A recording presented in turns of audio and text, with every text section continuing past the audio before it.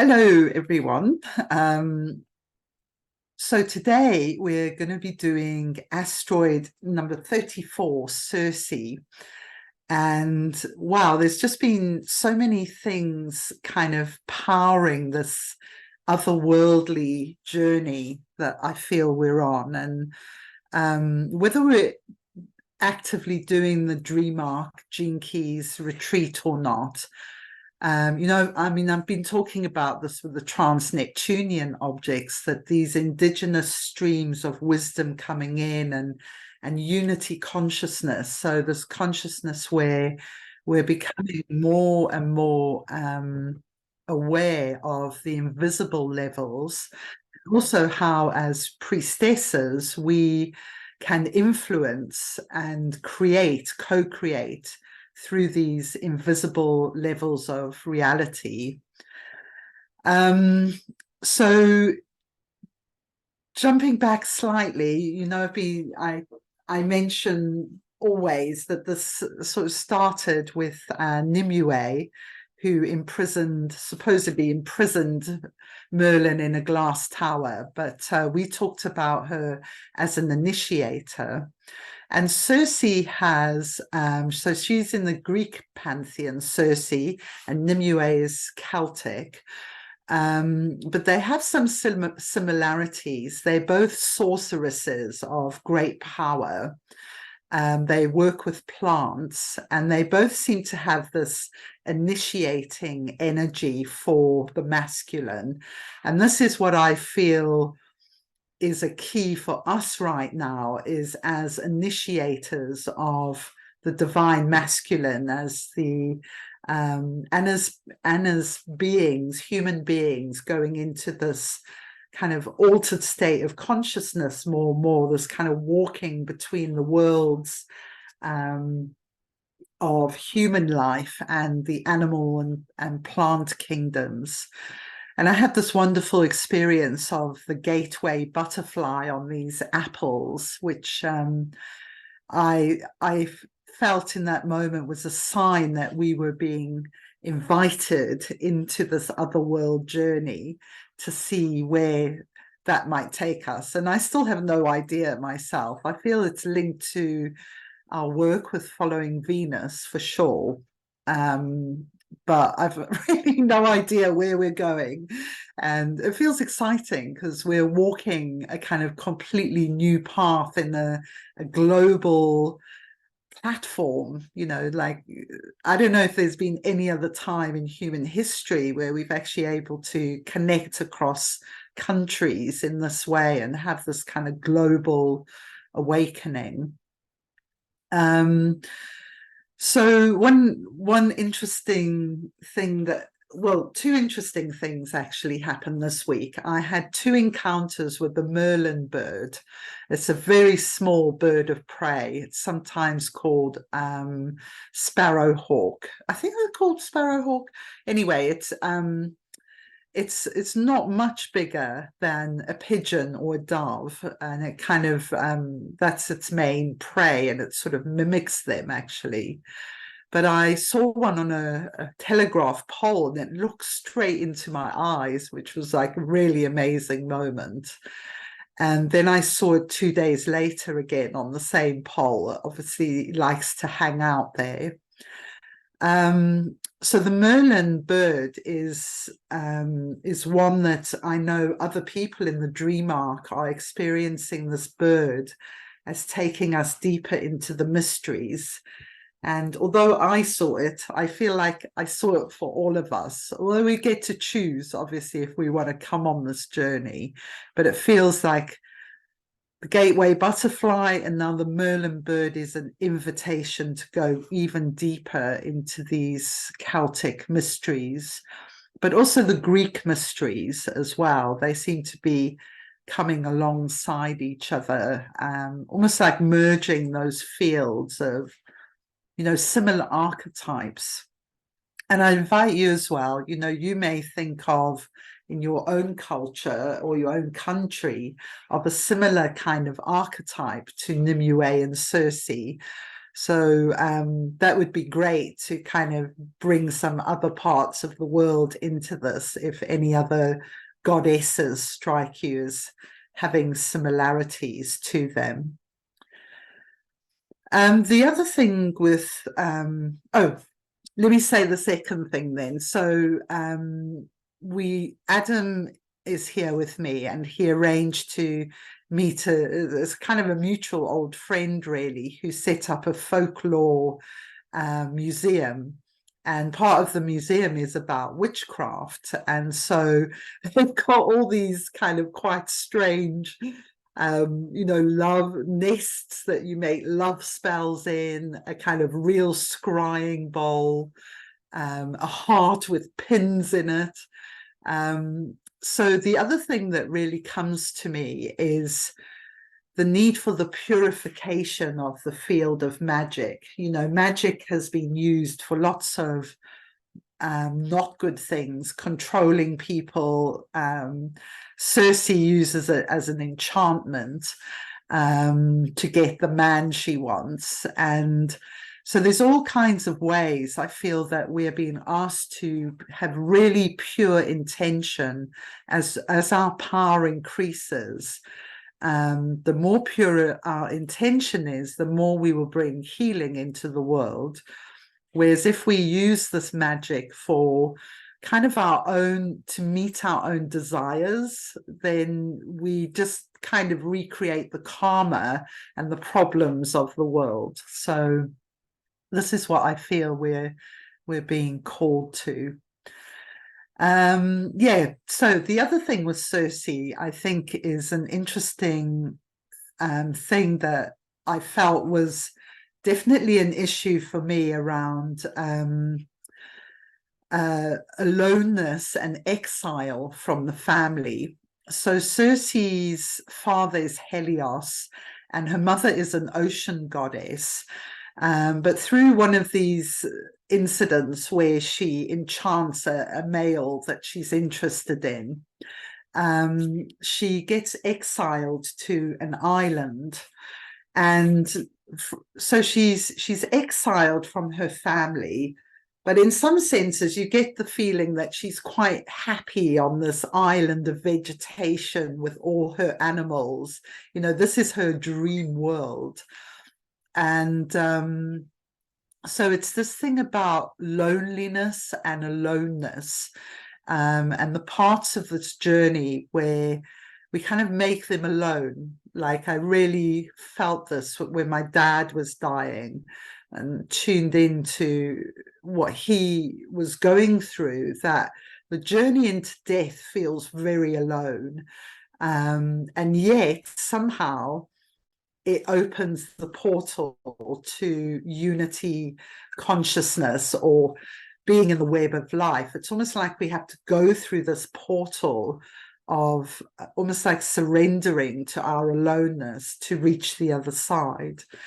So it's very interesting that Pluto opens these trans-Neptunian fields, which are this field of unity consciousness, because Pluto is about a life-death rebirth experience. So it's almost like we have to go through this death rebirth experience in order to fully surrender and kind of step out of our ego's need to control and meet its own desires and all the things our egos love to do.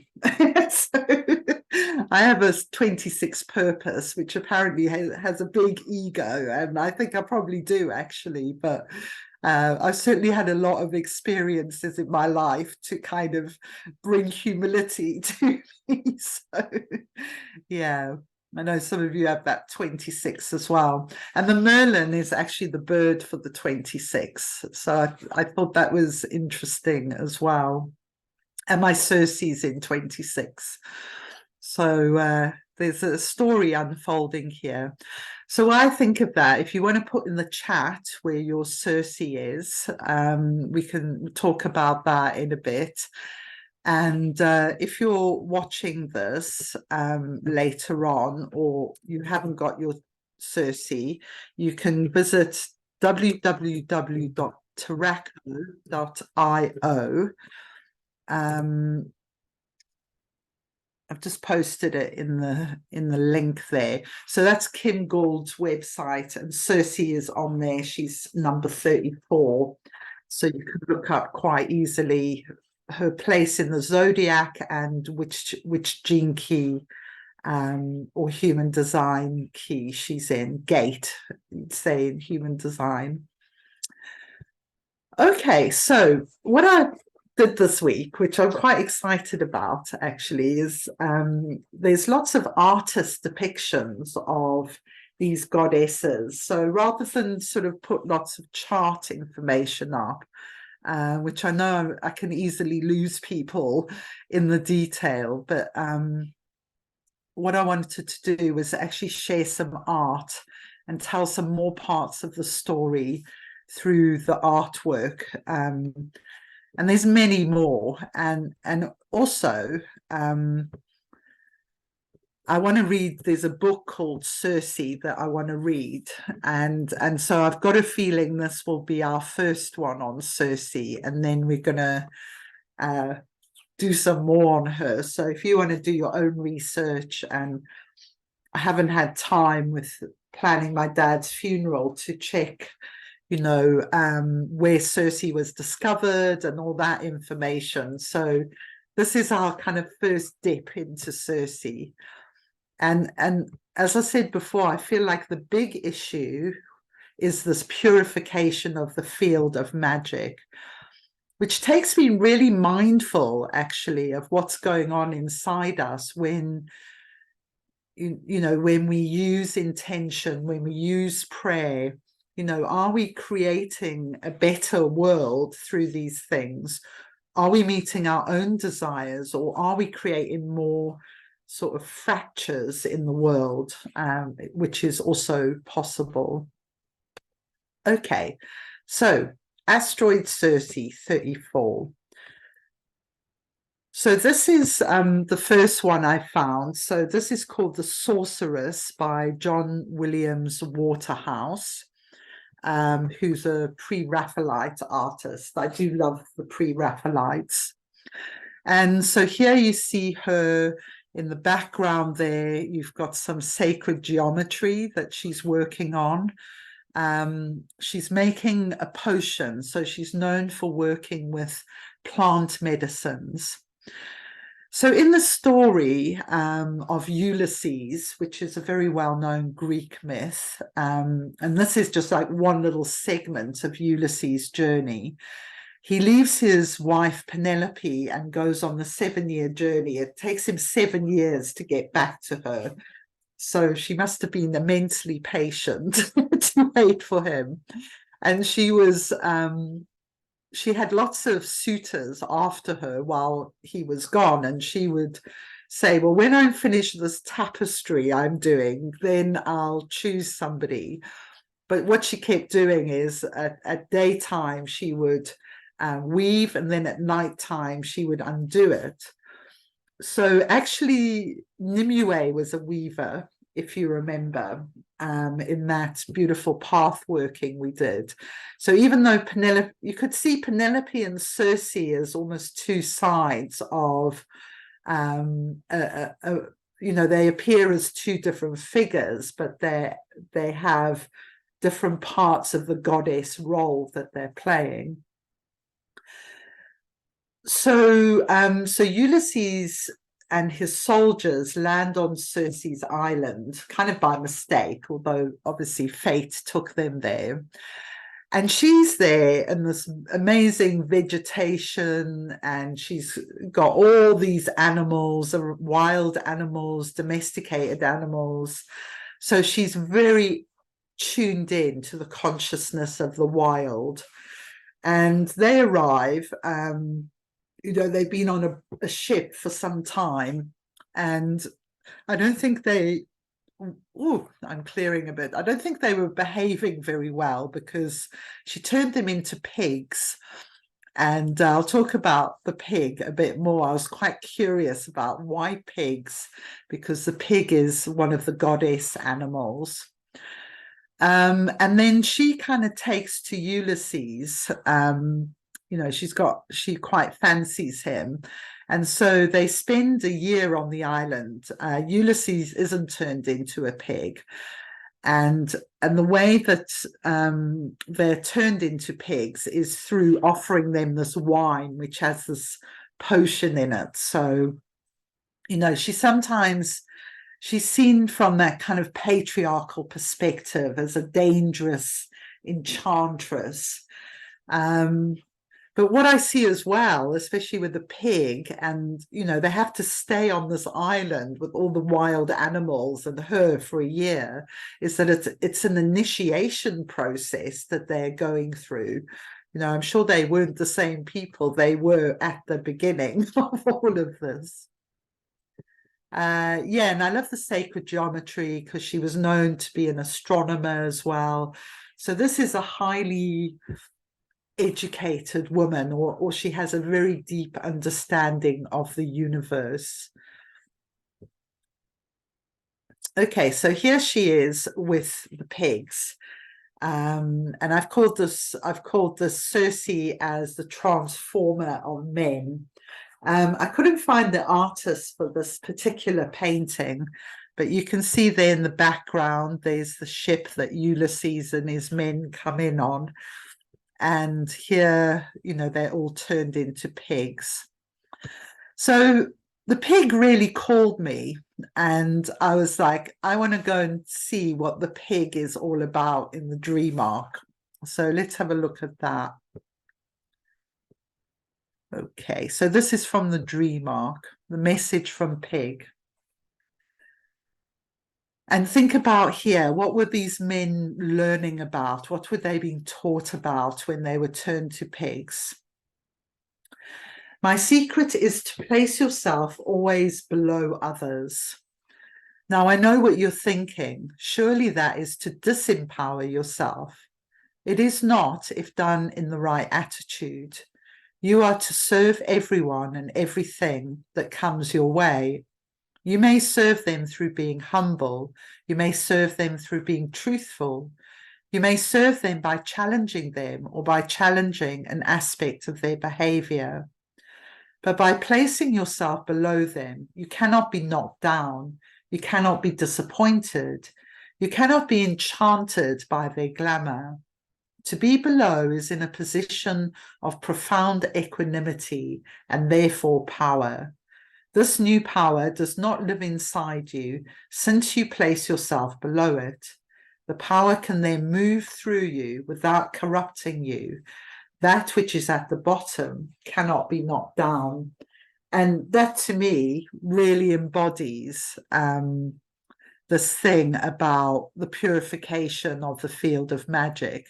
Because if power can move through us without corrupting us, then imagine that flow of creative energy coming into the world. So I am a creature of paradox. I contain the secret of the feminine. I hold the secret of prosperity. I hold the secret of love. Love is to place yourself in service to all and then to honor your inner truth. Every situation you find yourself in, it is there to humble you in some way, to crack you open so that you can hold a greater light. Let go of caring what others think of you. Commit totally to each being and situation that comes. Trust all. Live in the ordinary to unlock the extraordinary. Only when you are content not to be seen will you be seen. I am a great unifier.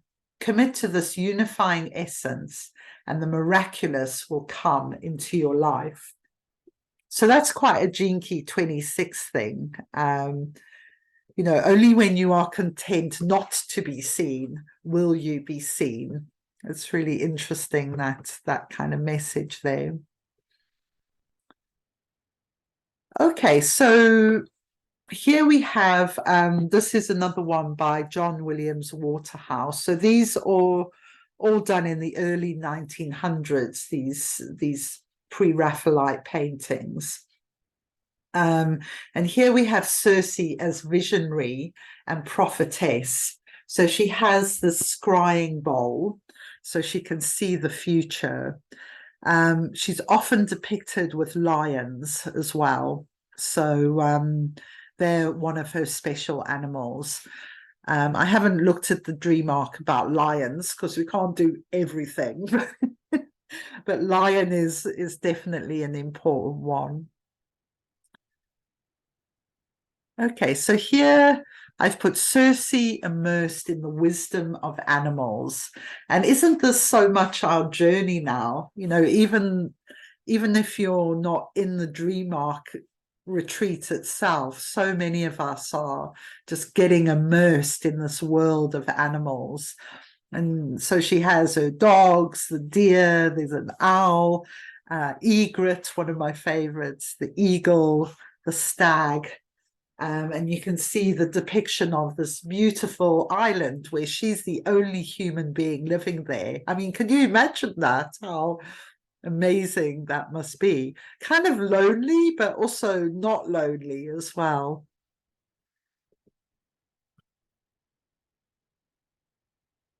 So Circe is a sovereign woman, not ruled by the dictates of men. So this is really why she gets exiled, because she doesn't follow the rules as they're set out by the patriarchal structure. So she, you know, she's exiled from her family.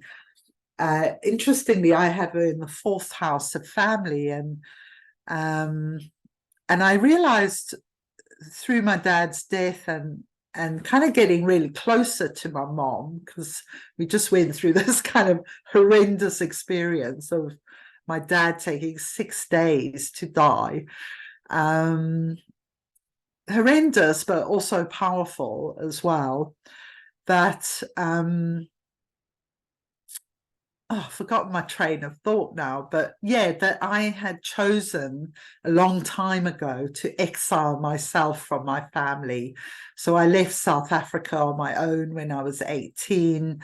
And even when I have been more enmeshed in my family, I've always known I was very different to everyone else. You know, doing my dad's obituary though, like I saw his scrapbook today. My mom didn't even know he had the scrapbook.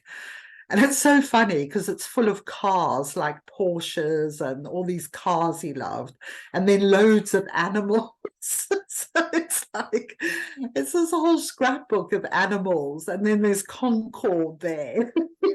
so, he was clearly spanning this kind of his love of animals, which she gave me, and then this world of men and humans in the kind of all the transport systems. Steam train appeared as well. So yeah, so you kind of think you're different, I think, and then maybe something happens.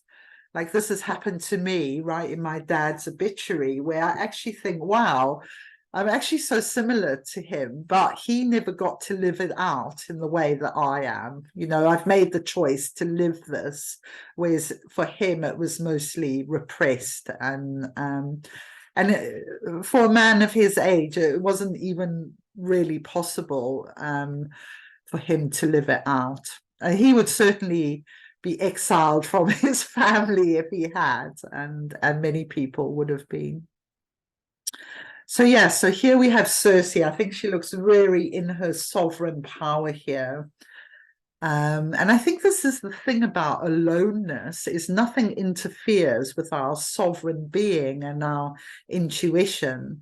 As soon as we're in a sexual relationship, especially, or in relation to our parents, staying in that sovereign self becomes a lot more tricky. You really have to be very mindful not to be pulled out of your sovereign self. And we're so programmed to meet everyone's needs as females, you know, that we also tend to fall out of our sovereign power because we can be very hyper aware of everyone else's needs and not filling our own cup first. So, you know, it's about, I guess, the lessons I've learned is you need to fill your own cup of self-love first before you give to others, because you're giving from a full place then. Whereas if you giving on an empty heart, or a cold heart or closed heart, you know, you're going to run out of juice eventually. I've done that quite a few times in my life. Hard lessons. So I love this one. Do I know? So this is called Ulysses and Circe, and the artist is Angelica Kaufman, and it was done in 1786. So I like this one because what happens with Ulysses and Circe is she becomes his guide and advisor. And so here I see the initiation of the masculine, and I see that actually she infuses him with more wisdom. And it's her, ultimately, Circe, who enables him to get home to Penelope. So even though she fancies him and she wants him there, in the end, she does actually let him go back to his wife.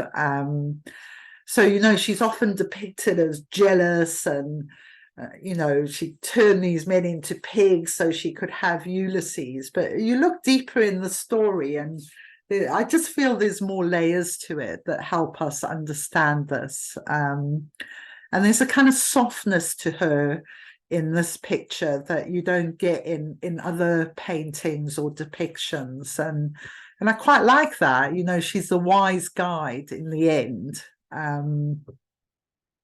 And she's still got her hand on his knee.